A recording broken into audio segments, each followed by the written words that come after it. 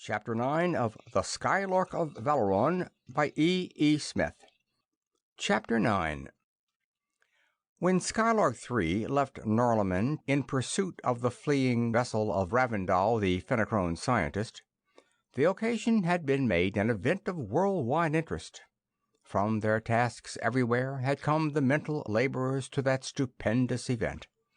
To it had come also, practically en masse, the youngsters from the country of youth, and even those who, their life work done, had betaken themselves to the placid nirvana of the country of age, returned briefly to the country of study to speed upon its epoch-making way that stupendous messenger of civilization. But in sharp contrast to the throngs of Norlaminians who had witnessed the take-off of 3, Rovol alone was present when DuQuesne and Loring wafted themselves into the control room of its gigantic counterpart.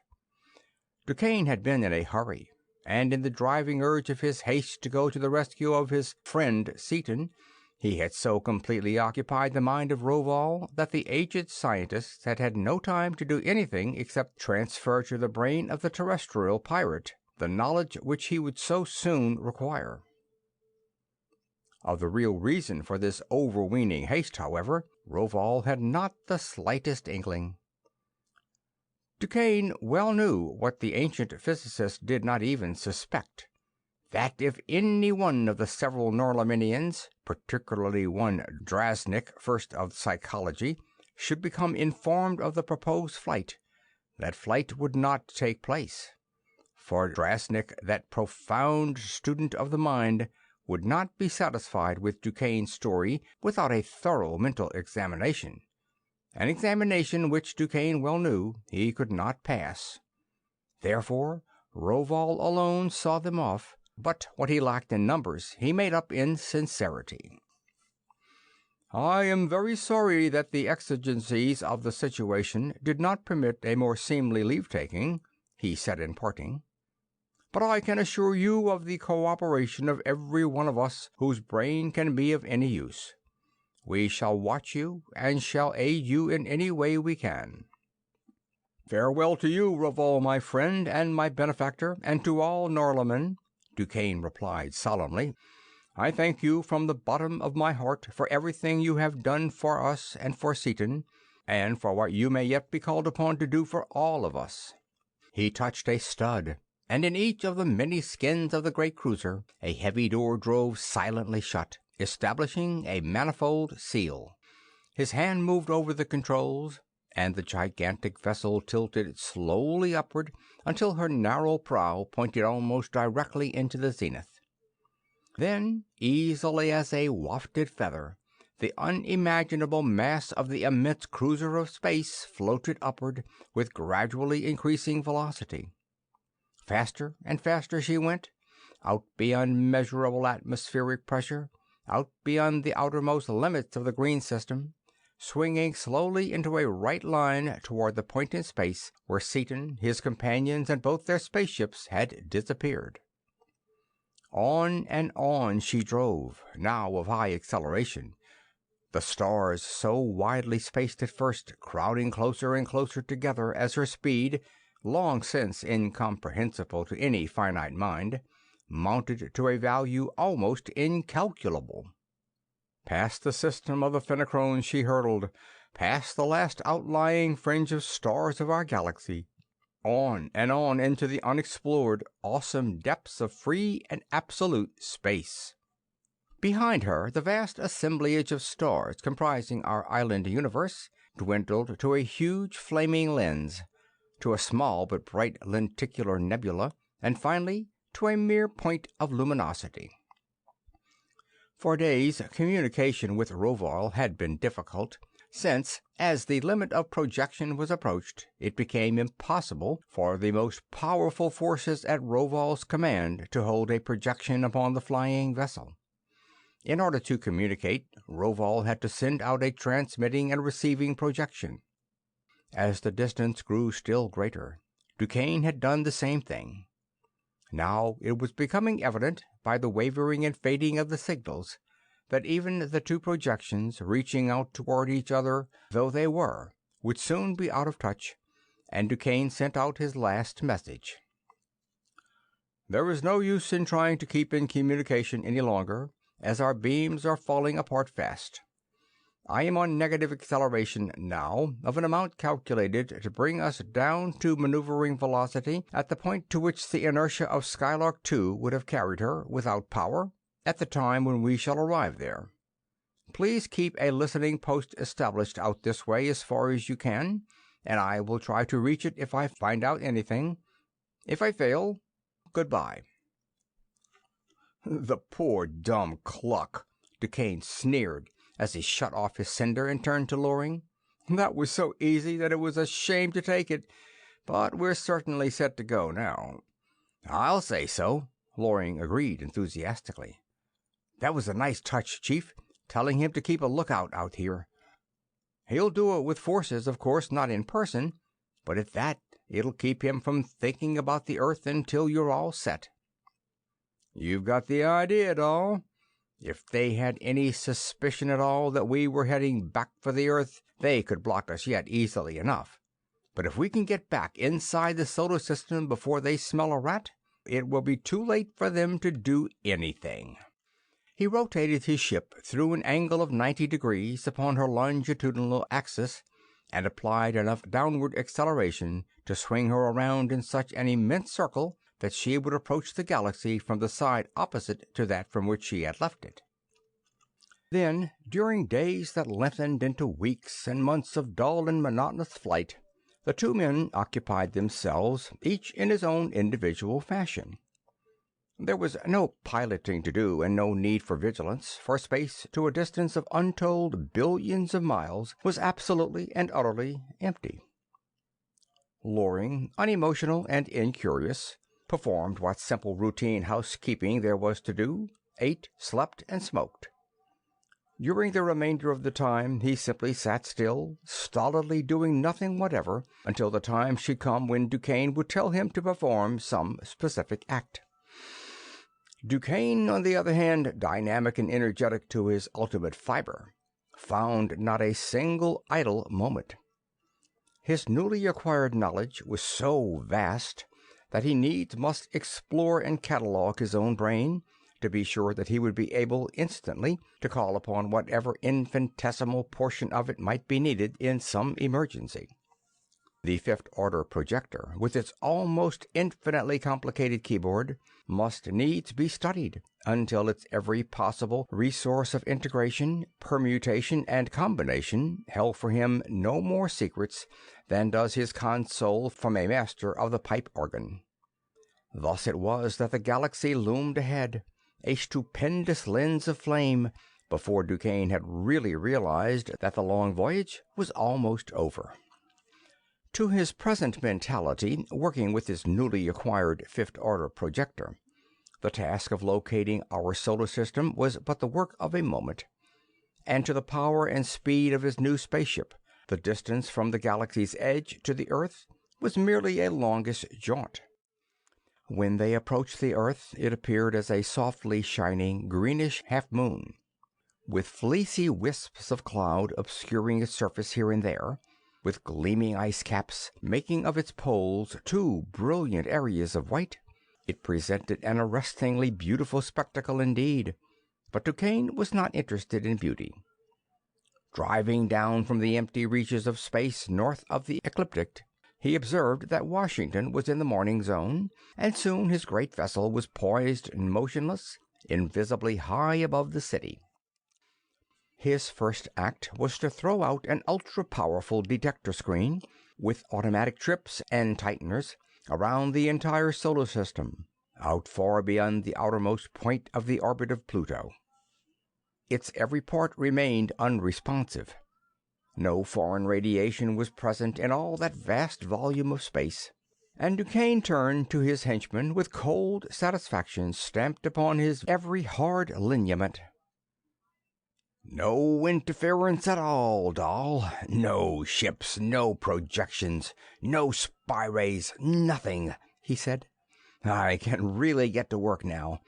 I won't be needing you for a while, and I imagine that, after being out in space so long, You would like to circulate around with the boys and girls for a couple of weeks or so.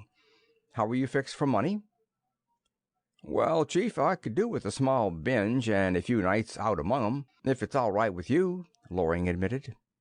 "As for money, I've got only a couple hundred on me, but I can get some at the office. We're quite a few paydays behind, you know." "Never mind about going to the office. I don't know exactly how well Brookings is going to like some of the things I'm going to tell him, and you're working for me, you know, not for the office. I've got plenty. Here's 5,000, and you can have 3 weeks to spend it in. 3 weeks from today, I'll call you on your wireless phone and tell you what to do. Until then, do as you please. Where do you want me to set you down? Perhaps the Perkins roof will be clear at this hour?" "Good as any. Thanks, Chief." And without even a glance to assure himself that DuQuesne was at the controls, Loring made his way through the manifold airlocks and calmly stepped out into 10,000 feet of empty air. DuQuesne caught the falling man neatly with an attractor beam and lowered him gently to the now deserted roof of the Perkins Cafe, that famous restaurant which had been planned and was maintained by the World Steel Corporation as a blind for its underground activities.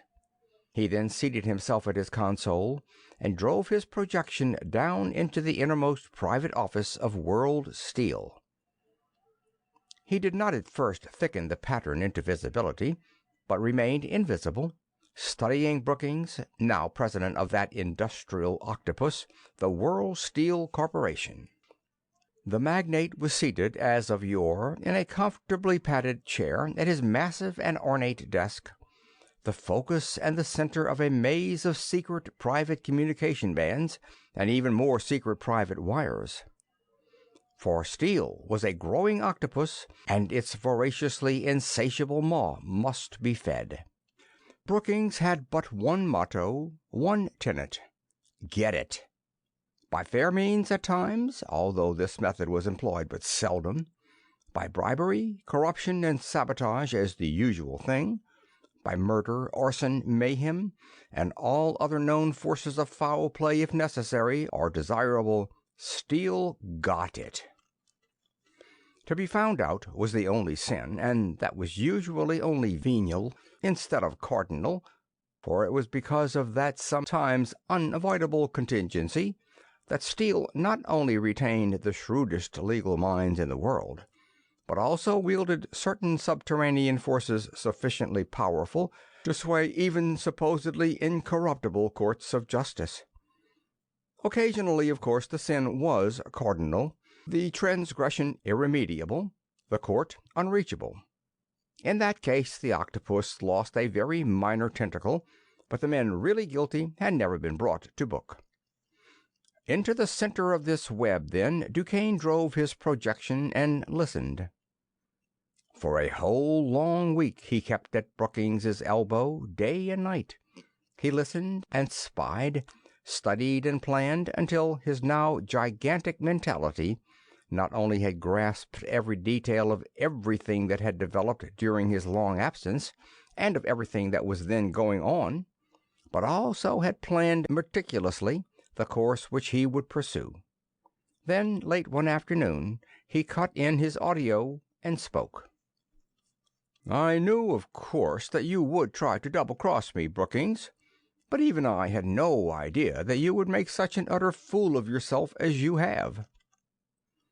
As he heard the sneering, cutting tone of the scientist's well-remembered voice, the magnate seemed to shrink visibly, his face turning a pasty gray as the blood receded from it. "DuQuesne," he gasped, "where are you?" "I'm right beside you, and I have been for over a week." DuQuesne thickened his image to full visibility and grinned sardonically as the man at the desk reached hesitantly toward a button. "Go ahead and push it and see what happens. Surely even you are not dumb enough to suppose that a man with my brain, even the brain I had when I left here, would take any chances with such a rat as you have always shown yourself to be." Brookings sank back into his chair, shaking visibly. "What are you, anyway? You look like DuQuesne, and yet—" His voice died away. That's better, Brookings. Don't ever start anything that you can't finish. You are and always were a physical coward. You're one of the world's best at bossing dirty work from a distance, but as soon as it gets close to you, you fold up like an accordion. As to what this is that I am talking and seeing from, it is technically known as a projection. You don't know enough to understand it even if I should try to explain it to you, which I have no intention of doing. It's enough for you to know that it is something that has all the advantages of an appearance in person and none of the disadvantages. None of them. Remember that word. Now I'll get down to business. When I left here, I told you to hold your cockeyed ideas in check, that I would be back in less than 5 years with enough stuff to do things in a big way. You didn't wait 5 days, but started right in with your pussyfooting and gumshoeing around with the usual result. Instead of cleaning up the mess, you made it messier than ever. You see, I've got all the dope on you. I even know that you were going to try to gyp me out of my back pay. Oh, no, Doctor, you are mistaken, really, Brookings assured him. He was fast regaining his usual poise, and his mind was again functioning in its wonted devious fashion. We have really been trying to carry on until you got back, exactly as you told us to. And your salary has been continued in full, of course. You can draw it all at any time. I know I can, in spite of you. However, I am no longer interested in money. I never cared for it except for the power it gave, and I have brought back with me power far beyond that of money. Also, I have learned that knowledge is even greater than power. I have also learned, too, however, that in order to increase my present knowledge, yes, even to protect that which I already have, I shall soon need a supply of energy 1,000,000 times greater than the present peak output of all the generators on Earth. As a first step in my project, I am taking control of steel right now, and I am going to do things the way they should be done. But you can't do that, Doctor, protested Brookings volubly. We will give you anything you ask, of course, but nothing, interrupted DuQuesne. I'm not asking a thing of you, Brookings. I'm telling you. You think you are. Brookings, goaded to action at last, pressed a button savagely, while DuQuesne looked on in calm contempt. Behind the desk, ports flashed open, and rifles roared thunderously in the confined space. Heavy bullets tore through the peculiar substance of the projection and smashed into the plastered wall behind it, but DuQuesne's contemptuous grin did not change. He moved slowly forward, hands outthrust. Brookings screamed once, a scream that died away to a gurgle as fingers of tremendous strength closed about his flabby neck. There had been 4 riflemen on guard. 2 of them threw down their weapons and fled in panic, amazed and terrified at the failure of their bullets to take effect. Those guards died in their tracks as they ran. The other 2 rushed upon DuQuesne with weapons clubbed. But steel barrel and wooden stock alike rebounded harmlessly from that pattern of force.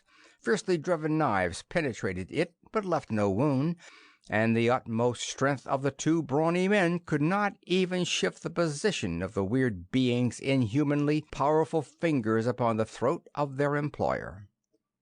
Therefore they stopped their fruitless attempts at a rescue and stood dumbfounded.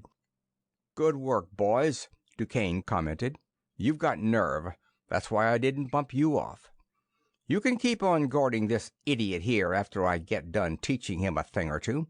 As for you, Brookings," he continued, loosening his grip sufficiently so that his victim could retain consciousness, "I let you try that to show you the real meaning of futility. I told you particularly to remember that this projection has none of the disadvantages of a personal appearance. But apparently you didn't have enough brain power to grasp the thought. Now, are you going to work with me the way I want you to, or not?" Yes, I'll do anything you say, Brookings promised. All right, then. DuQuesne resumed his former position in front of the desk. You are wondering why I didn't finish choking you to death, since you know that I am not at all squeamish about such things. I'll tell you. I didn't kill you because I may be able to use you. I'm going to make World Steel the real government of the Earth, and its president will therefore be dictator of the world. I do not want the job myself, because I will be too busy extending and consolidating my authority, and with other things, to bother about the details of governing a planet. As I've said before, you are probably the best manager alive today. But when it comes to formulating policies, you're a complete bust. I am giving you the job of world dictator under one condition, that you run it exactly as I tell you to. Ah, a wonderful opportunity, Doctor. I assure you that— Just a minute, Brookings. I can read your mind like an open book. You are still thinking that you can slip one over on me. Know now, once and for all, that it can't be done. I am keeping on you continuously automatic devices that are recording every order that you give, every message that you receive or send, and every thought that you think. The first time you try any more of your funny work on me, I will come back here and finish up the job I started a few minutes ago. Play along with me, and you can run the Earth as you please, subject only to my direction in broad matters of policy. Try to double-cross me, and you pass out of the picture. Get me? I understand you thoroughly. Brookings' agile mind flashed over the possibilities of DuQuesne's stupendous plan. His eyes sparkled as he thought of his own place in that plan, and he became his usual blandly alert self.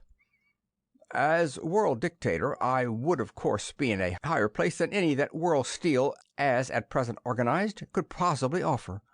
Therefore, I will be glad to accept your offer without reservations.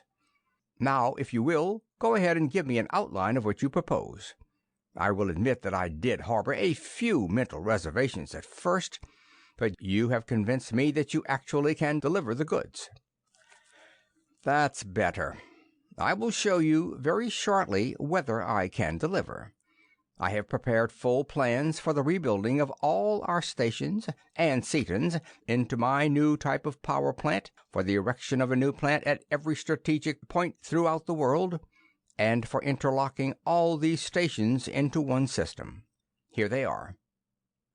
A bound volume of data and a mass of blueprints materialized in the air and dropped upon the desk. As soon as I have gone, you can call in the chiefs of the engineering staff and put them to work. I perceive what seems to me to be obstacles, Brookings remarked after his practiced eye had run over the salient points of the project, and he had leafed over the pile of blueprints. We have not been able to do anything with Seaton's plants because of their enormous reserves of power, and his number one plant is to be the key station of our new network. Also, there simply are not men enough to do this work. These are slack times, I know, but even if we could get every unemployed man, we would still not have enough. And, by the way, what became of Seaton? He apparently has not been around for some time. You needn't worry about Seaton's plants. I'll line them up for you myself. As for Seaton, he was chased into the fourth dimension. He hasn't got back yet, and he probably won't, as I will explain to his crowd when I take them over. As for men, we shall have the combined personnel of all the armies and navies of the world. You think that even that force won't be enough, but it will. As you go over those plans in detail, you will see that by the proper use of dirigible forces, we shall have plenty of manpower. How do you intend to subdue the armies and navies of the world? It would take too long to go into detail. Turn on that radio there and listen, however, and you'll get it all. In fact, being on the inside, you'll be able to do a lot of reading between the lines, but that no one else will. Also, what I am going to do next will settle the doubt that is still in your mind as to whether I've really got the stuff. The projection vanished, and in a few minutes every radio receiving set throughout the world burst into stentorian voice.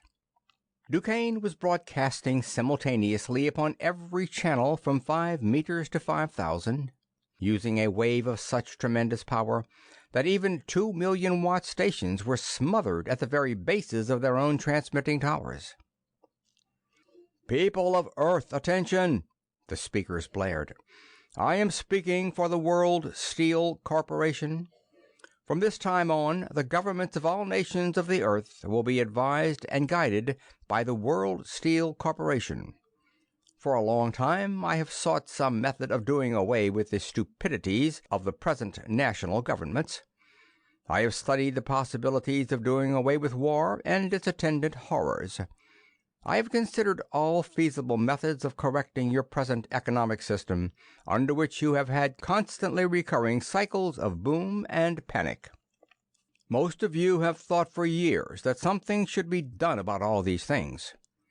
You are not only unorganized, however, you are and always have been racially distrustful and hence easily exploited by every self-seeking demagogue who has arisen to proclaim the dawn of a new day. Thus, you have been able to do nothing to improve world conditions. It was not difficult to solve the problem of the welfare of mankind. It was quite another matter, however, to find a way of enforcing that solution. At last I have found it.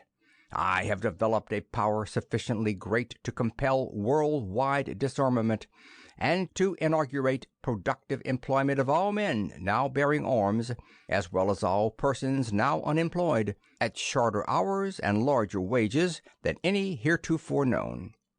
I have also developed means whereby I can trace, with absolute certainty, the perpetrators of any known crime, past or present, and I have both the power and the will to deal summarily with habitual criminals. The revolution which I am accomplishing will harm no one except parasites upon the body politic. National boundaries and customs shall remain as they are now. Governments will be overruled only when and as they impede the progress of civilization. War, however, will not be tolerated. I shall prevent it, not by killing the soldiers who would do the actual fighting, but by putting out of existence every person who attempts to foment strife. Those schemers I shall kill without mercy long before their plans shall have matured. Trade shall be encouraged, and industry. Prosperity shall be worldwide and continuous, because of the high level of employment and remuneration. I do not ask you to believe all this. I am merely telling you. Wait and see. It will come true in less than 30 days. I shall now demonstrate my power by rendering the Navy of the United States helpless without taking a single life. I am now poised low over the city of Washington. I invite the 70th Bombing Squadron, which I see has already taken to the air, to drop their heaviest bombs upon me. I shall move out over the Potomac so that the fragments will do no damage, and I shall not retaliate. I could wipe out that squadron without effort, but I have no desire to destroy brave men who are only obeying blindly the dictates of an outworn system. The spaceship, which had extended across the city from Chevy Chase to Anacostia, moved out over the river, followed by the relatively tiny bombers. After a while, the entire countryside was shaken by the detonations of the world's heaviest projectiles, but DuQuesne's cold, clear voice went on. The bombers have done their best, but they have not even marred the outer plating of my ship. I will now show you what I can do if I should decide to do it. There is an obsolete battleship anchored off the Cape, which was to have been sunk by naval gunfire. I direct a force upon it. It is gone, volatilized almost instantly. I am now over Sandy Hook. I am not destroying the coast defense guns, as I cannot do so without killing men. Therefore, I am simply uprooting them and am depositing them gently upon the mud flats of the Mississippi River at St. Louis, Missouri. Now I am sending out a force to each armed vessel of the United States Navy, wheresoever situated upon the face of the globe, at such speed as is compatible with the safety of the personnel.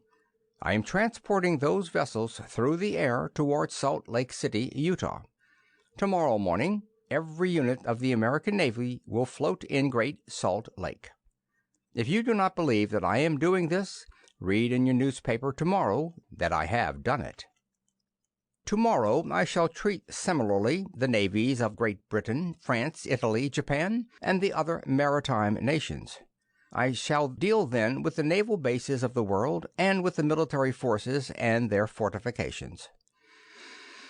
I have already taken steps to abate the nuisance of certain widely known criminals and racketeers who have been conducting quite openly and flagrantly a reign of terror for profit. 7 of those men have already died, and 10 more are to die tonight. Your homes shall be safe from the kidnapper. Your businesses shall be safe from the extortioner and his skulking aide, the dynamiter. In conclusion, I tell you that the often promised new era is here, not in words, but in actuality. Goodbye until tomorrow. DuQuesne flashed his projection down into Brookings' office. Well, Brookings, that's the start. You understand now what I am going to do, and you know that I can do it. Yes, you undoubtedly have immense power, and you have taken exactly the right course to give us the support of a great number of people who would ordinarily be bitterly opposed to anything we do. But that talk of wiping out gangsters and racketeers sounded funny coming from you. Why should it? We are now beyond that stage. And while public opinion is not absolutely necessary to our success, it is always a potent force. No program of despotism, however benevolent, can expect to be welcomed unanimously, but the course I have outlined would at least divide the opposition. DuQuesne cut off his forces and sat back at the controls, relaxed, his black eyes staring into infinity. Earth was his, to do with as he wished, and he would soon have it so armed that he could hold it against the universe. Master of Earth! His highest ambition had been attained. Or had it? The world, after all, was small, merely a mote in space. Why not be master of the entire galaxy? There was Norlamin to be considered, of course. Norlamin! Norlamin would not like the idea, and would have to be pacified. As soon as he got the Earth straightened out, he would have to see what could be done about Norlamin. End of Chapter 9.